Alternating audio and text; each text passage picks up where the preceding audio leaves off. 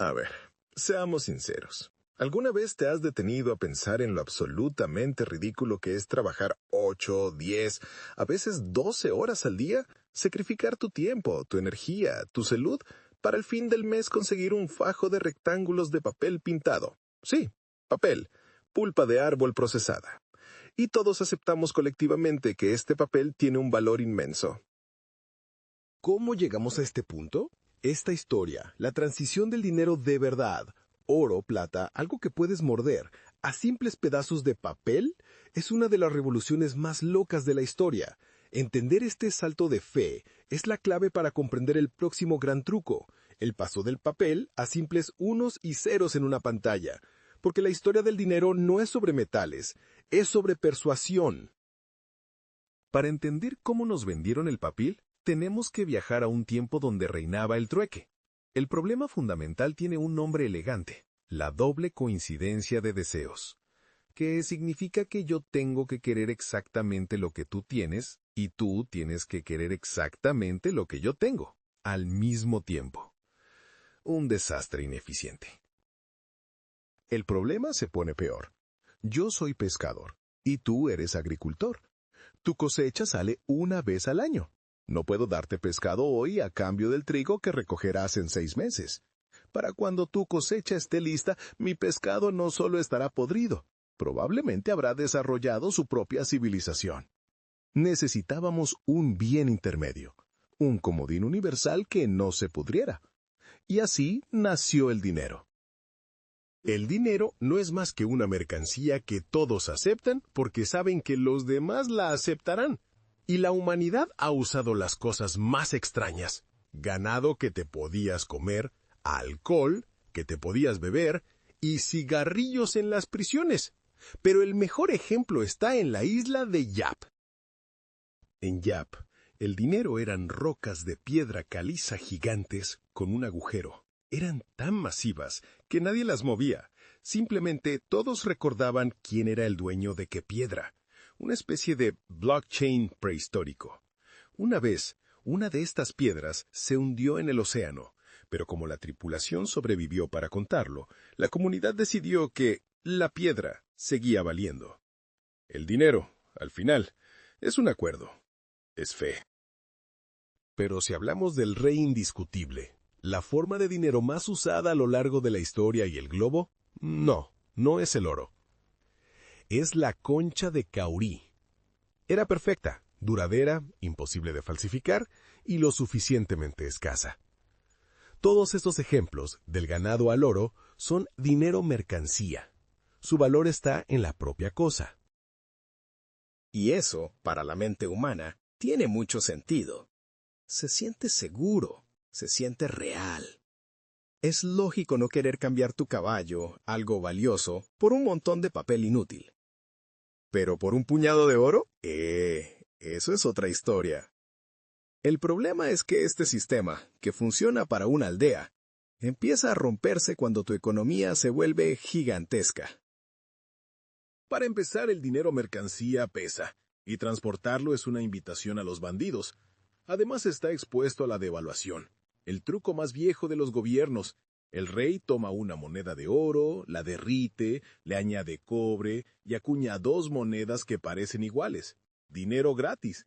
Hasta que la gente se da cuenta del engaño y la confianza se desploma. Le pasó a Roma, y ya hablaremos de eso. Pero el mayor problema del dinero mercancía es su propia virtud, la escasez. ¿Qué pasa cuando tu economía crece tanto que simplemente no hay suficiente oro o plata en el mundo? El sistema se ahoga. Es como intentar que todo Internet corra a través de un solo cable de teléfono.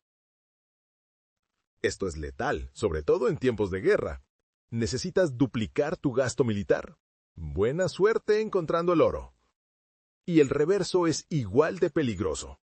El valor de tu dinero depende de que nadie encuentre una montaña de él de repente. Cuando España inundó Europa con plata de las Américas, la inflación se disparó y el valor de las monedas se vino abajo. Como gobierno, si tu política fiscal depende de que nadie encuentre un nuevo yacimiento minero, no tienes el control, estás a merced del azar. El sistema de dinero real era un callejón sin salida. Entonces, ¿Cuál era la alternativa? Si el oro y la plata te esclavizan, necesitas dinero que puedas controlar, dinero que no dependa de lo que saques de una mina, sino de lo que decidas imprimir. Suena como una locura, ¿verdad? ¿Cambiar metal precioso por papel? Pero resulta que alguien ya lo había hecho funcionar, y a escala masiva. La solución no vino de un genio europeo sentado en su torre de marfil, sino de los relatos de un mercader veneciano que regresaba de un viaje alucinante por el lejano oriente. Su nombre era Marco Polo. Y aunque es mentira que él trajo la pasta a Italia, sí popularizó una idea mucho más revolucionaria, resumida en el título de uno de los capítulos de su libro. Cómo el Gran Khan lograba que la corteza de los árboles, convertida en algo parecido al papel, circulara como dinero por todo su reino. Verás, en la antigua China, las monedas tenían un agujero en el centro para poder enhebrarlas en una cuerda. Pero a medida que la economía crecía, los comerciantes necesitaban miles y miles de monedas para una sola transacción. Una cuerda de 1000 monedas ya pesaba casi 5 kilos. Era una pesadilla. Así que el gobierno, en un acto de pereza genial, dijo, ¿y si en vez de cargar con todo ese metal, les damos un papel que dice cuántas monedas les debemos? Pueden venir a buscarlas en la capital cuando quieran. Como el gobierno compraba de todo, esos papeles empezaron a circular por todas partes. Los comerciantes se dieron cuenta de que no necesitaban ir hasta la capital a canjearlos. Los pagarés del gobierno eran tan buenos como el metal mismo. ¿Para qué tomarse la molestia? Empezaron a intercambiar directamente los papeles. Y así, casi por accidente, los chinos inventaron el papel moneda. Cuando el gobierno se dio cuenta, simplemente empezó a imprimir billetes directamente. Pero cuando Marco Polo lo vio, el sistema era la norma, y la idea empezó a regarse por el mundo, a veces con resultados desastrosos. Un tal Gai Katu, un kan corrupto en el Medio Oriente, intentó copiar la idea después de haberse gastado toda la plata del reino. Creyó que imprimir dinero era literalmente crear riqueza. El primer Money Printer Go Bird de la historia. Ni falta hace decir que lo estrangularon rápidamente con la cuerda de un arco. Pero en otros lugares, como en Italia, la idea prendió. Las ciudades-estado italianas eran las dueñas del comercio en Europa y vivían en guerra constante. Cargar con cofres de oro era una sentencia de muerte. Así que, inspirados por los cuentos de China, los mercaderes crearon su propio sistema, los pagarés. Un mercader compraba mercancía en otra ciudad y, en vez de pagar con oro, le daba al vendedor un pagaré, una promesa de pago respaldada por su nombre. Pero aquí viene el truco. Para no mover el dinero físico, el mercader que compró la mercancía le pagaba a un banco en su propia ciudad. El vendedor, a su vez, iba a su banco local y vendía el pagaré por un poco menos de su valor nominal. Luego los bancos, que tenían sucursales por toda Italia gracias a que las cruzadas habían creado accidentalmente el sistema bancario moderno, se arreglaban entre ellos. El comercio explotó. Avancemos 300 años hasta Inglaterra, 1640. El rey Carlos I está en la quiebra y peleado con el Parlamento, que era el único que podía subir los impuestos. Pero Carlos, en medio de un berrinche real, tenía otras ideas. Fue a la Casa de la Moneda, donde todos los comerciantes y orfebres de Londres guardaban su oro y plata por seguridad, y simplemente lo confiscó todo. Un préstamo forzoso, lo llamó. Para rematar, también se robó toda la pimienta de la Compañía de las Indias Orientales. Ni falta hace decir que, poco después, su cabeza fue separada de su cuerpo. El resultado: un montón de comerciantes y orfebres con un serio problema de confianza. Los orfebres ofrecieron una solución. Nosotros tenemos bóvedas gigantes y seguras. Páguenos una pequeña comisión y guarden su oro aquí. El sistema evolucionó rápidamente. Los orfebres empezaron a pagar un pequeño interés a los depositantes a cambio del derecho a prestar ese dinero. Se habían convertido en bancos. Cuando alguien depositaba su oro, los orfebres banqueros le daban un recibo. Pero aquí hicieron cambio crucial. Crearon recibos que no solo podía cobrar el depositante original, sino cualquiera que los tuviera en su mano. Recibos al portador. La gente empezó a usar esos recibos de papel para pagar sus compras. Eran más cómodos y seguros que cargar con monedas. Pronto, la gente empezó a pedir sus recibos en denominaciones pequeñas y regulares.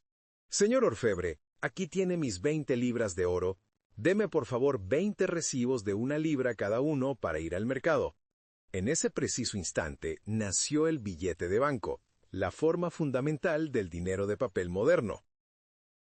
Y los orfebres, que eran listos, notaron algo fascinante. Esos billetes circulaban de mano en mano, pero casi nunca volvían todos al mismo tiempo al banco para ser canjeados por oro. Esto significaba que el banco podía prestar más dinero del que realmente tenía en sus bóvedas. Mientras un billete tuyo estaba comprando verduras en el mercado, el oro que lo respaldaba estaba siendo usado por el banco para cubrir el retiro de otra persona. Y así, de la necesidad de unos comerciantes asustados por un rey ladrón, nació la banca de reserva fraccionaria. Un truco que expandió instantáneamente la oferta de dinero y sentó las bases de toda la economía moderna, demostrando que la historia del dinero es, en realidad, la historia de soluciones ingeniosas que terminan creando problemas todavía más grandes.